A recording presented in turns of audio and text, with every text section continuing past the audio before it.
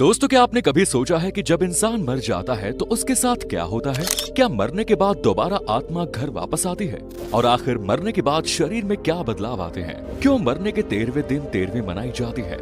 मरने के बाद आत्मा कहाँ जाती है और आत्मा के साथ क्या होता है? अगर आप भी इन्हीं सारे सवालों के जवाब जानना चाहते हैं तो चलिए फिर आज हम आपको बताते हैं। हर कोई यही जानता है और यही मानता है कि जिंदगी एक बार मिलती है, लेकिन हकीकत तो ये है कि इंसान को मौत भी एक बार ही मिलती है। मरने के बाद इंसान को दोबारा कभी जिंदगी वापस नहीं मिलती।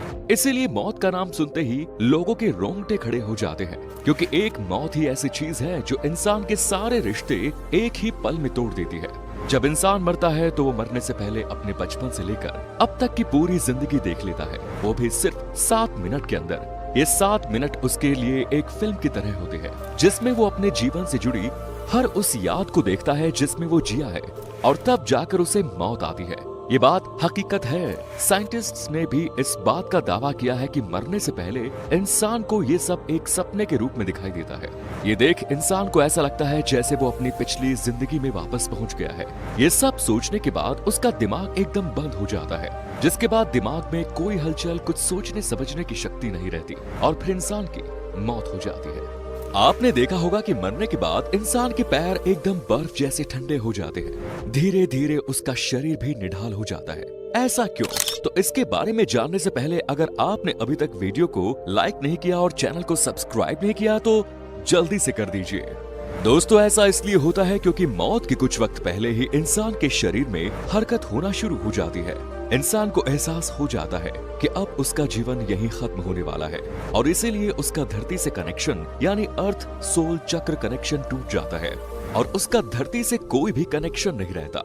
इसी वजह से मरने के बाद इंसान के पैर ठंडे पड़ जाते हैं, और यही वजह है कि मरने के बाद आत्माएं जमीन पर ना रहकर हवा में उड़ने लगती है।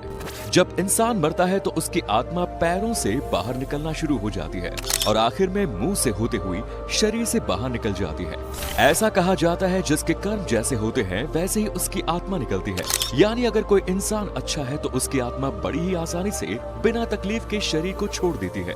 वहीं अगर कोई बुरा इंसान है तो लोगों के साथ बुरा करता है तो उसकी आत्मा बड़ी ही तकलीफों का सामना करके निकलती है, और उसके शरीर को भी बड़ी मुश्किलात का सामना करना पड़ता है। इसीलिए आपने देखा होगा कि बहुत से लोग मरने से पहले बहुत ज्यादा बेचैन और परेशान हो जाते हैं। उनके चेहरे का रंग भी एकदम पीला सा पड़ जाता है।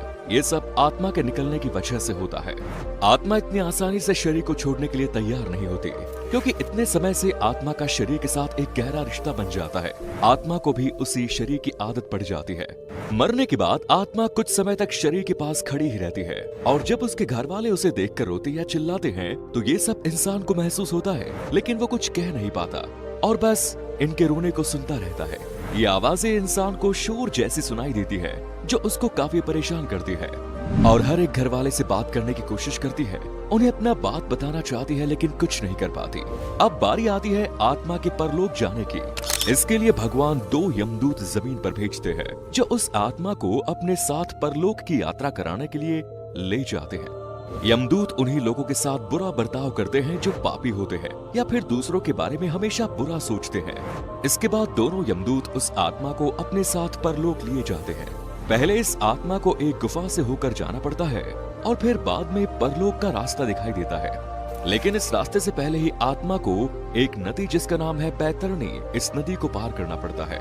इस नदी में पानी नहीं होता, बल्कि भड़कती हुई आग होती है। यहाँ पे इंसान के कर्मों का ही हिसाब होता है। जैसे जो कर्म करता है वैसे ही उसके साथ होता है। इसके बाद आत्मा को परलोक लाया जाता है, जहाँ यमराज उसका हिसाब करते हैं, और चित्रगुप्त से उस इंसान के किए हुए कर्मों का सारा हिसाब मांगते हैं। चित्रगुप्त के पास हर एक इंसान का सारा लेखा जोखा होता है, जिन्हें वो यमराज के सामने रख देते हैं। अब यहाँ भी इंसान के कर्म ही उसका साथ देते हैं। अगर कर्म अच्छे होते हैं तो वो एक भला इंसान होता है, तो उसे स्वर्ग में भेज दिया जाता है। लेकिन अगर वो एक बुरा इंसान है जिसने धरती पर बहुत से पाप किए, तो उसे नरक में फेंक दिया जाता है। नरक भी 36 तरह का होता है।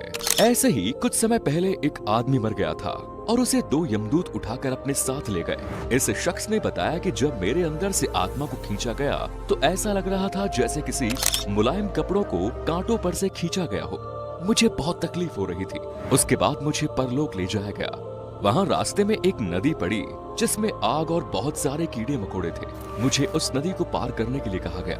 अगर मैं उसे पार न करता तो यमदूत मुझे मारने लगते। मैंने बड़ी मुश्किल से उस नदी को पार किया और फिर मैं परलोक पहुंचा, जहां एक बहुत बड़ा दरवाजा था। वो दोनों यमदूत बाहर रुक गए और मुझे अंदर भेज दिया गया। सामने यमराज बैठे थे। उनकी आवाज इतनी खतरनाक थी कि मेरे होश उड़ गए। उन्होंने यमदूत से कहा कि इसे क्यों ले आए, इसका अभी तक वक्त ही नहीं आया।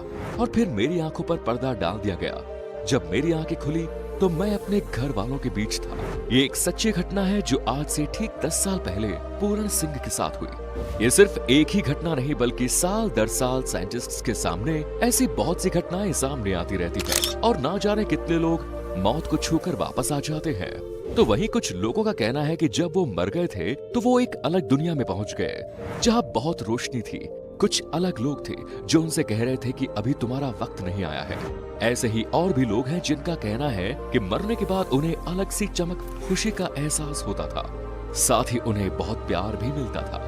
क्या आपने कभी सोचा है कि मरने के बाद इंसान के शरीर को अकेला क्यों नहीं छोड़ा जाता? इस राज के बारे में जानने से पहले इस वीडियो को अगर अभी तक आपने लाइक नहीं किया और चैनल को सब्सक्राइब नहीं किया तो जल्दी से कर दीजिए। गरुड़ पुराण के अनुसार ऐसा माना जाता है कि अगर डेड बॉडी को अकेला छोड़ा जाता है तो उस पर दूसरी बाहरी शक्तियों का नकारात्मक ऊर्जाओं का वास हो जाता है, यानी भूत प्रेत उस आत्मा पर कब्जा कर लेते हैं और पूरी तरह से आत्मा उनके वश में हो जाती है। इसीलिए न रात के समय में शव को अकेला छोड़ा जाता है और न ही दिन के समय में।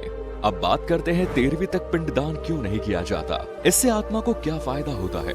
ऐसा कहा जाता है कि जब यमदूत आत्मा को दोबारा उसके घर वालों के पास छोड़ते जाते हैं तो आत्मा बहुत ज्यादा कमजोर हो जाती है, क्योंकि वो बहुत कुछ झेल कर आई होती है और उसके अंदर इतना दम और ताकत नहीं रहता कि वो दोबारा परलोक जा सके।